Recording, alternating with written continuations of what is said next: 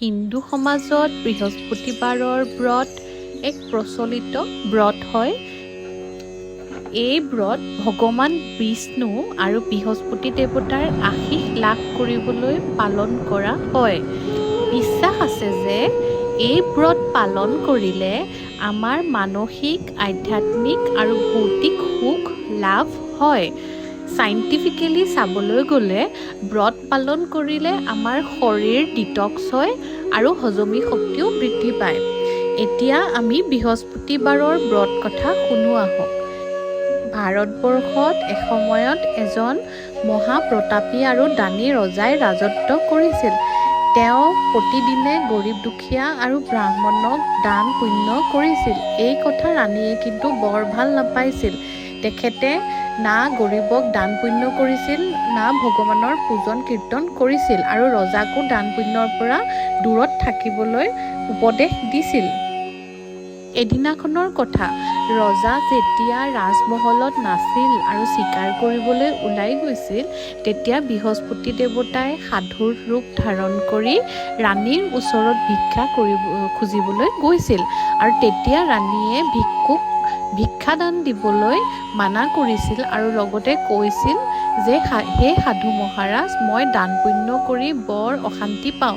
মোৰ স্বামীয়ে সকলো ধন গৰীব দুখীয়াৰ ওপৰত দান দি থাকে, গতিকে মোৰ ইচ্ছা হয় যে আমাৰ সমস্ত ধন নষ্ট হৈ যাওক, যাতে আমি একো দান পুণ্য কৰিবলগীয়া অৱস্থাত নাহে।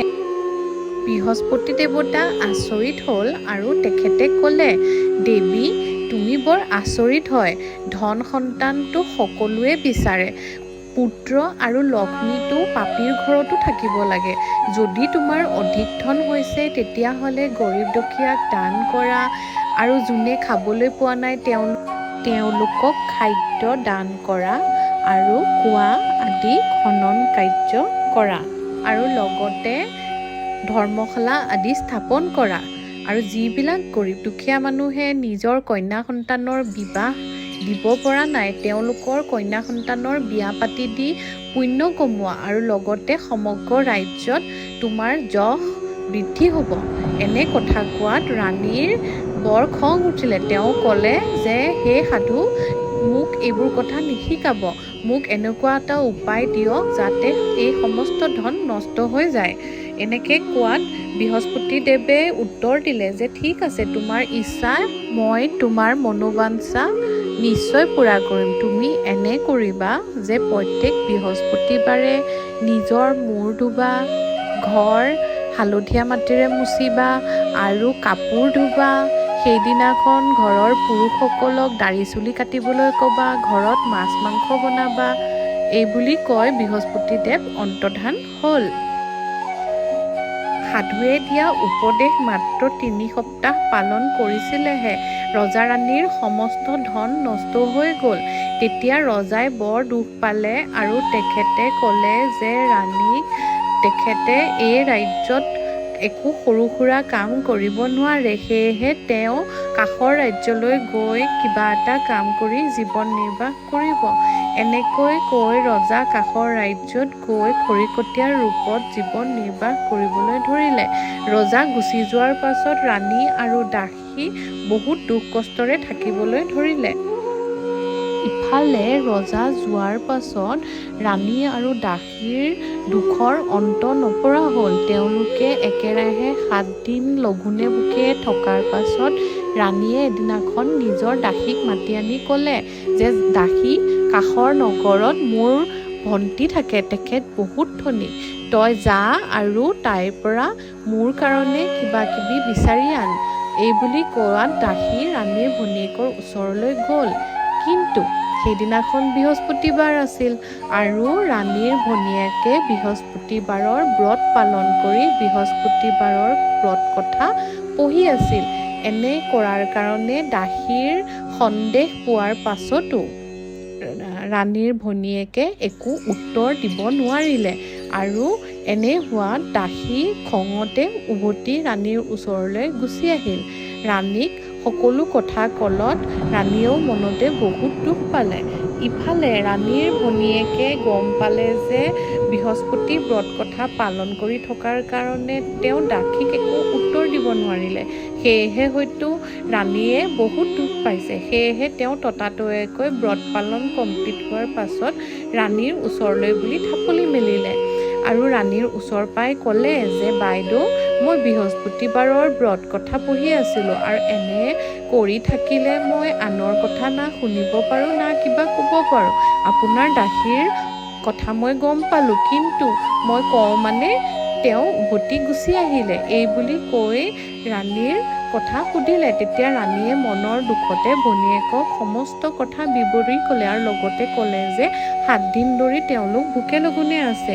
এই বুলি কোৱাত ৰাণীৰ ভনীয়েকে ক'লে যে যিহেতু আজি বৃহস্পতিবাৰ, গতিকে বৃহস্পতিবাৰ ভগৱানৰ আশীৰ্বাদত আপোনাৰ ঘৰত অন্ন এমুঠি হ'লেও থাকিব, আপুনি চাওকচোন যাওক। এনে কোৱাত ৰাণীৰ বিশ্বাস নহ'ল, তথাপি তেওঁ দাসীক পাকঘৰৰ ভিতৰত কিবা আছে নেকি চাবলৈ পঠিয়ালে। দাসীও আচৰিত হ'ল যে পাকঘৰৰ ভিতৰত অন্ন বিচাৰি পালে। তেতিয়া দাসীয়ে ৰাণীক ক'বলৈ ধৰিলে যে আমি ভোকে লঘোণে থাকিতো ব্ৰতেই পালন কৰি আছোঁ, গতিকে আপুনি আপোনাৰ ভনীয়েৰৰ পৰা বৃহস্পতিবাৰৰ ব্ৰত কেনেকৈ পালন কৰে সেই প্ৰথা শিকি লওক আৰু আমিও অহা বৃহস্পতিবাৰৰ পৰা এই ব্ৰত পালন কৰিবলৈ ল'ম। তেতিয়া ৰাণীয়ে ভনীয়েকৰ পৰা বৃহস্পতিবাৰৰ ব্ৰত কথা শিকি ল'লে আৰু মনতে দৃঢ়তা ল'লে যে অহা বৃহস্পতিবাৰৰ পৰা তেওঁলোকে বৃহস্পতি ব্ৰত পালন কৰিব।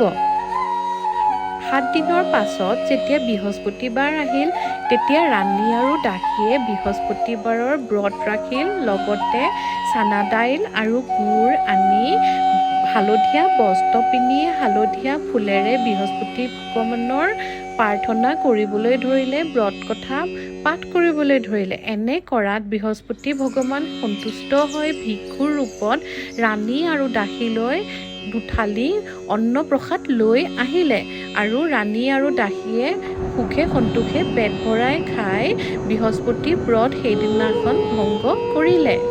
তাৰ পিছৰ পৰা প্ৰত্যেক বৃহস্পতিবাৰে ৰাণী আৰু দাসীয়ে বৃহস্পতিবাৰৰ ব্ৰত ধৰিবলৈ ধৰিলে। এনে কৰাত বৃহস্পতি ভগৱান বহুত সন্তুষ্ট হ'ল আৰু ৰাণীক সমস্ত ধন সম্পত্তি ঘূৰাই দিলে। এতিয়া ৰাণীৰ ওচৰত আগতকৈও বেছি ধন সম্পত্তি হ'ল। ৰাণীয়েও নিজৰ ভুল বুজি পালে আৰু দাসীৰ উপদেশ মৰ্মে প্ৰজাক দান বৰঙণি দিবলৈ ধৰিলে।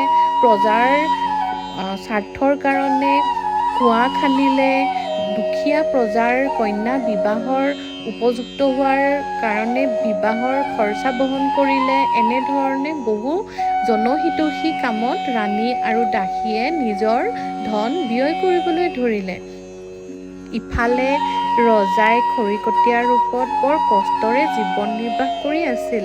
এদিনাখন বৃহস্পতিবাৰৰ দিনা ৰজাই দুখতে গছৰ তলত বহি কান্দি আছিল। তেতিয়া বৃহস্পতি ভগৱানে ভিক্ষুৰ ৰূপত ৰজাৰ ওচৰত উপস্থিত হ'ল আৰু ৰজাৰ মনৰ দুখৰ কাৰণ সুধিলে। তেতিয়া ৰজাই ভিক্ষাৰীৰ আগত সমস্ত দুখ বিৱৰি ক'লে আৰু তেতিয়া ক'লে যে এই দুখৰ পৰা কেনেকৈ পৰিত্ৰাণ পাব তেওঁ ভাবি পোৱা নাই। বৃহস্পতি দেৱতাই ৰজাক ক'লে যে যদিহে তুমি বৃহস্পতি ব্ৰত পালন কৰা আৰু বৃহস্পতিবাৰে বৃহস্পতি ভগৱানৰ পূজা অৰ্চনা কৰা, তেতিয়াহ'লে তোমাৰ সমস্ত দুখ দূৰ হ'ব। তেতিয়া খৰিকটীয়াই ক'লে যে তেখেতৰ নিজৰ জীৱন নিৰ্বাহৰ কাৰণেই অসুবিধা হয়। এনে অৱস্থাত বৃহস্পতিবাৰৰ ব্ৰত কেনেকৈ ৰাখিব, সেই ধন কেনেকৈ পাব? এনে কোৱাত বৃহস্পতি দেৱতাই ক'লে যে আন দিনাৰ দৰে বৃহস্পতিবাৰৰ দিনাও তুমি খৰি কাটি চহৰত বিক্ৰী কৰিবলৈ যাবা। তেতিয়া চহৰত তুমি আগতকৈ বেছি ধন লাভ কৰিবা আৰু সেই ধনেৰে তুমি চানা দাইল আৰু গুৰ আনি বৃহস্পতি ভগৱানৰ ব্ৰত ৰাখিব পাৰিবা। এই বুলি কৈ তেখেত তাৰ পৰা অন্তৰ্ধান হ'ল। আন দিনাখনৰ দৰে বৃহস্পতিবাৰৰ দিনা ৰজাই খৰি কাটি চহৰত বিক্ৰীবলৈ গ'ল আৰু ভিক্ষুৱে কোৱা কথা অনুসৰি সেইদিনাখন তেওঁ আগতকৈ অধিক ধন পালে আৰু সেই ধনেৰে চানা গুৰ আদি আনি বৰ অন্তৰৰ পৰা বৃহস্পতি ভগৱানৰ পূজন কীৰ্তন কৰিবলৈ ধৰিলে। এনে কৰাত বৃহস্পতি ভগৱান সন্তুষ্ট হ'ল আৰু তেওঁকো হালধীয়া অন্নপ্ৰসাদ দান কৰিলে। আগন্তুক বৃহস্পতিবাৰৰ দিনা খৰিকটীয়া ৰূপী ৰজা যি ৰাজ্যত আছিল সেই ৰাজ্যৰ ৰজাই ভোজ ৰাখিছিল আৰু লগতে ঘোষণা কৰিছিল যে যোনে যোনে তেওঁৰ ভোজত অংশগ্ৰহণ নকৰে তেওঁক মৃত্যুদণ্ডৰে দণ্ডিত কৰা হ'ব। এই কথা শুনি খৰিকটীয়া ৰূপী ৰজায়ো নিজৰ প্ৰাণৰ ভয়ত ৰজাৰ ঘৰত ভোজন কৰিবলৈ গ'ল আৰু গধূলি বেলা ভোজন কৰি থাকোঁতে ৰাণীৰ চকু খৰিকটীয়াৰ ওপৰত পৰিল, কাৰণ ৰাণীৰ হাড়ডাল চুৰ হৈছিল আৰু খৰিকটীয়াকে চুৰ বুলি সন্দেহ কৰি ৰজা ৰাণীয়ে খৰিকটীয়া ৰূপী ৰজাক কাৰাগাৰত বন্দী কৰিলে। খৰিকটীয়া ৰূপী ৰজাই নিজৰ ভাগ্যকে দুখ দিলে আৰু মনৰ দুখত সেই ভিক্ষুৰ কথা ভাবিবলৈ ধৰিলে। তেতিয়া বৃহস্পতি দেৱতাই পুনৰ ভিক্ষুৰ ৰূপ ধৰি খৰিকটীয়াৰ আগত দৰ্শন দিলে আৰু ক'লে যে তেখেতে বৃহস্পতি দেৱতাৰ ব্ৰত পালন কৰাৰ কথা পাহৰি গৈছে, সেয়েহে বৃহস্পতি দেৱতাই শাস্তি স্বৰূপে তেখেতক কাৰাগাৰত দিছে। গতিকে অহা বৃহস্পতিবাৰে কাৰাগাৰৰ মুখত খৰিকটীয়া ৰূপী ৰজাই 4 পইচা পাব আৰু সেই পইচাৰে চানাগুড় আদি আনি বৃহস্পতি ভগৱানৰ পূজা কৰিলে বৃহস্পতি ভগৱান সন্তুষ্ট হ'ব আৰু তেওঁক এই বিপদৰ পৰা উদ্ধাৰ কৰিব। এই বুলি কোৱাত ৰজাই আগন্তুক বৃহস্পতিবাৰলৈ অপেক্ষা কৰিলে।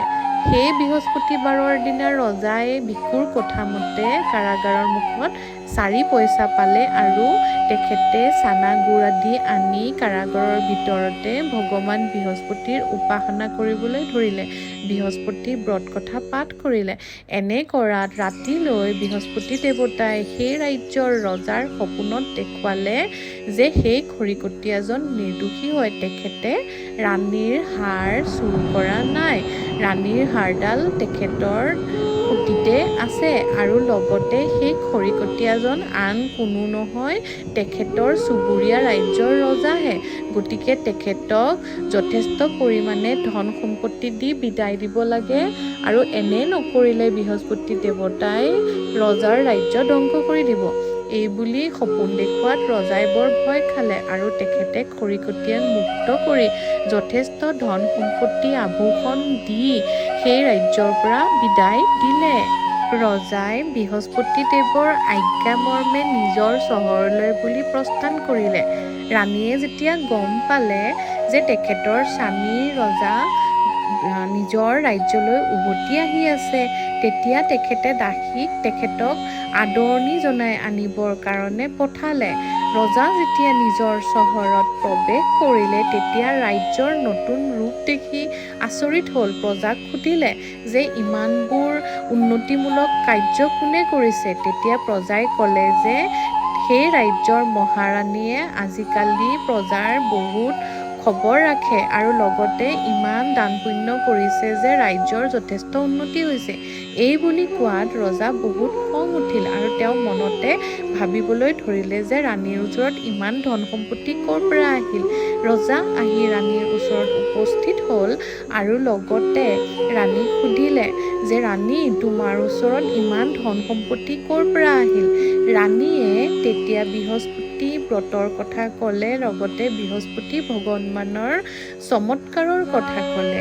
তেতিয়া ৰজাৰ বুজিবলৈ বাকী নাথাকিল যে বৃহস্পতি ব্ৰত পালন কৰিলে, বৃহস্পতি কথা পাঠ কৰিলে মানুহৰ সমস্ত দুখ দূৰ হয়।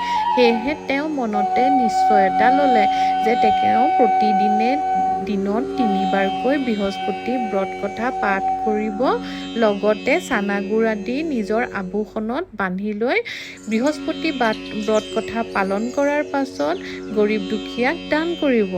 এই বুলি ৰজাই নিজৰ কাৰ্যত আগবাঢ়ি গ'ল।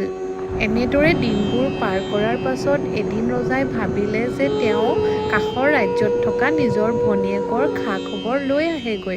এই বুলি তেওঁ নিজৰ আভূষণত চানাগুড় আদি বান্ধি লৈ সেইফালে যাত্ৰা আৰম্ভ কৰিলে। বাটত তেওঁ কিছুমান মানুহে এটা মৰা মানুহ লৈ যোৱা দেখা পালে।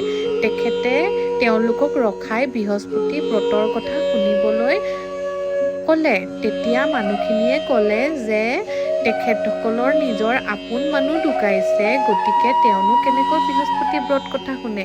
তেতিয়া ৰজাই ক'লে যে বৃহস্পতি ব্ৰত কথা শুনিলে মানুহৰ সকলো দুখ দূৰ হয়। এনে কোৱাত তেওঁলোকে বৃহস্পতি ব্ৰত কথা শুনিবলৈ মান্তি হ'ল আৰু ৰজাই বৃহস্পতি ব্ৰত কথা পাঠ কৰাৰ লগে লগে সেই মৰা মানুহজন জীৱন লাভ কৰিলে আৰু তেওঁ সাৰ পালে। এনে হোৱাত সকলোৱে আচৰিত অনুভৱ কৰিলে।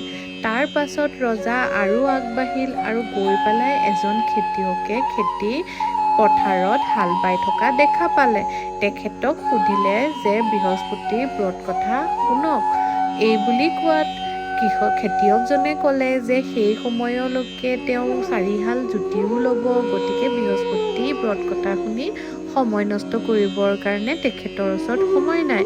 এই বুলি কোৱাত ৰজা দুখ মনেৰে আগলৈ আগবাঢ়ি গ'ল আৰু ৰজা আগবঢ়াৰ লগে লগে খেতিয়কৰ গৰুহাল লুটি খাই পৰিল আৰু লগতে খেতিয়কেও ভৰিত বহুত বিষ অনুভৱ কৰিলে। ইফালে খেতিয়কৰ মাকে খেতিয়কৰ কাৰণে ভোজন লৈ সেইফালে গমন কৰিছিল আৰু যেতিয়া খেতিয়কৰ ওচৰ পাই সমস্ত বৃত্তান্ত শুনিলে, খেতিয়কৰ মাতৃয়ে দৌৰি গৈ পেলাই ৰজাৰ ভৰিত ধৰি বৃহস্পতি ব্ৰত কথা তেওঁৰ খেতি পথাৰত ক'বৰ কাৰণে অনুৰোধ কৰিলে। এই কথা শুনাত ৰজা উভতি আহি খেতিয়কৰ পথাৰত বৃহস্পতি ব্ৰত কথা পাঠ কৰিলে। এনে কৰাত খেতিয়কৰ ভৰিৰ বিষো দূৰ হ'ল, গৰুহালো আকৌ আগৰ নিচিনাকৈ থিয় হৈ গ'ল। এনেধৰণে বৃহস্পতি দেৱতাই নিজৰ চমৎকাৰবোৰ দেখুৱাবলৈ ধৰিলে। ৰজাই ভনীয়েকৰ ঘৰ পালেগৈ আৰু তাত ভনীয়েকে তেখেতক ভাল ধৰণে শুশ্ৰূষা কৰিবলৈ ধৰিলে। আনদিনাখন ৰজাই ভনীয়েকক ক'লে যে তেওঁৰ ৰাজ্যৰ সকলোৱে ৰাতিপুৱাই ভোজন কৰে নেকি? তেতিয়া ভনীয়েকে ক'লে যে হয়, তেওঁৰ ৰাজ্যত সকলোৱে ৰাতিপুৱাই ভোজন কৰে। তেনেকুৱাত ৰজাই ক'লে যে তেখেতে কাৰোবাৰ আগত বৃহস্পতি ব্ৰত কথা পাঠ কৰিব বিচাৰে, গতিকে কোনোবা মানুহ আছে নেকি যি ভোজন নকৰাকৈ আছে? তেতিয়া ৰজাৰ ভনীয়েকে ক'লে যে তেওঁৰ ৰাজ্যত কোনেও ভোজন নকৰাকৈ নাথাকে, সকলোৱে ৰাতিপুৱা ভোজন কৰি কামলৈ ওলাই যায়। ৰজাই তেতিয়া ভোজন নকৰাকৈ থকা মানুহ বিচাৰিবলৈ ধৰিলে। এনেধৰণে বিচাৰি থাকোঁতে দেখিলে যে এজন কঁহাৰৰ ঘৰত 3 বেলাৰ পৰা খানা বনোৱা হোৱা নাই, কাৰণ তেখেতৰ পুত্ৰ বহুত অসুস্থ হৈ পৰিছিল। এনে হোৱাত ৰজাই তেখেতৰ ঘৰত আহি বৃহস্পতি ব্ৰত কথাৰ কথা ক'লে আৰু লগতে ক'লে যে এই পাঠ শুনিলে হয়তো তেখেতৰ ল'ৰা ভাল হৈ যাব। এনে কোৱাত কঁহাৰৰ ঘৰৰ সকলোৱে বৃহস্পতি ব্ৰত কথা শুনিবৰ আগ্ৰহ প্ৰকাশ কৰিলে। ৰজাই বৃহস্পতি ব্ৰত কথা পাঠ কৰিবলৈ ধৰিলে আৰু তেখেতৰ পাঠ শুনি কঁহাৰৰ পুত্ৰ সুস্থ হৈ পৰিল। এই ধৰণে ৰজাৰ ভনীয়েকৰ ৰাজ্যত ৰজাৰ যথেষ্ট মান-যশ বৃদ্ধি পালে আৰু অৱশেষত ৰজাই এদিন ভনীয়েকক ক'লে যে ভণ্টি ব'লা আমাৰ ৰাজ্যত যাওঁ, গতিকে তোমাৰ ল'ৰা-ছোৱালীকেইটাক লৈ ব'লা।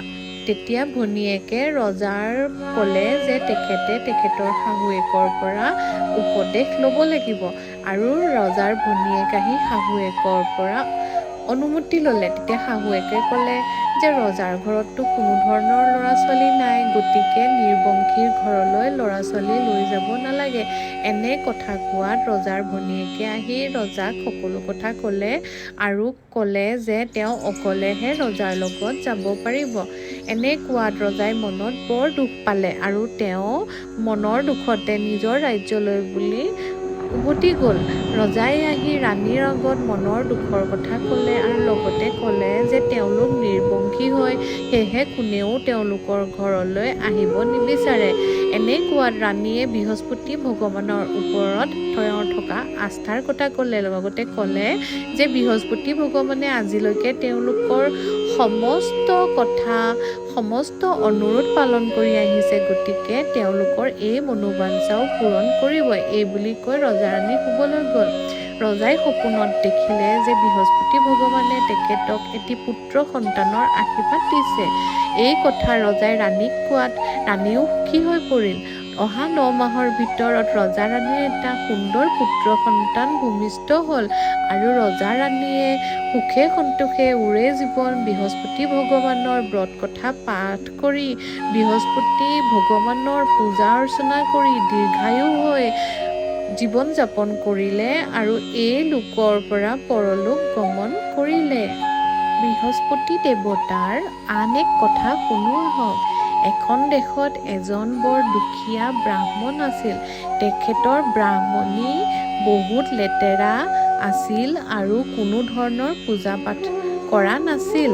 এদিনাখন ব্ৰাহ্মণে ভগৱানৰ আশীৰ্বাদত এগৰাকী বৰ ধুনীয়া কন্যা সন্তান পালে আৰু সেই কন্যা সন্তানে ডাঙৰ হৈ বৃহস্পতিবাৰৰ ব্ৰত কথা পালন কৰিবলৈ ধৰিলে। তেখেতে স্কুললৈ যাওঁতে সদায় ৰাস্তাত জোৱাৰ ধান সিঁচি থৈ যায় আৰু উভতি আহোঁতে সেই জোৱাৰ ধান বৃহস্পতি ভগৱানৰ আশীৰ্বাদত সোণৰ হৈ পৰে আৰু তেওঁ সেইখিনি বুটলি আনি ঘৰত ভাল ধৰণে চাফা কৰি সুখে সন্তোষে থাকিবলৈ ধৰিলে। এদিনাখনৰ কথা, ব্ৰাহ্মণে দেখিলে যে তেখেতৰ পুত্ৰীয়ে সোণৰ জোৱাৰ ধান চফা কৰি আছে। তেতিয়া ব্ৰাহ্মণে ধেমালিতে ক'লে যে পুত্ৰী, সোণৰ ধান চফা কৰিবলৈ তোমাকতো সোণৰ কুলা লাগিব। এই বুলি কোৱাত পুত্ৰীয়ে সঁচা বুলি ভাবি বৃহস্পতি ভগৱানৰ ওচৰত নিজৰ মনোবাঞ্ছা ক'লে। তেতিয়া বৃহস্পতি ভগৱানে অহা বৃহস্পতিবাৰৰ দিনা যেতিয়া সেই ব্ৰাহ্মণ কন্যাই বৃহস্পতিবাৰৰ দিনা হাতত জোৱাৰ ধান লৈ সিঁচি থৈ গৈছিলে আৰু উভতি আহোঁতে তেখেতে বাটতে এখন সোণৰ কুলা পালে আৰু মনৰ আনন্দত সোণৰ কুলাখন লৈ ঘৰলৈ আহিল আৰু তেওঁ সোণৰ জোৱাৰ ধানখিনি সোণৰ কুলাত ভাল ধৰণে বাচি আছিল। এনে অৱস্থাত সেই ৰাজ্যৰ ৰাজকোঁৱৰে ব্ৰাহ্মণ কন্যাক সোণৰ কুলাত সোণৰ ধান বাচি থকা দেখি তেখেতৰ ৰূপ গুণত বিভোৰ হৈ ৰজাক মনৰ কথা ক'লে। ৰাজকুমাৰে ক'লে যে তেখেতৰ সেই ব্ৰাহ্মণ কন্যাগৰাকী মনত পচন্দ হৈছে আৰু তেখেতৰ লগত বিবাহ পাশত আবদ্ধ হ'ব বিচাৰে।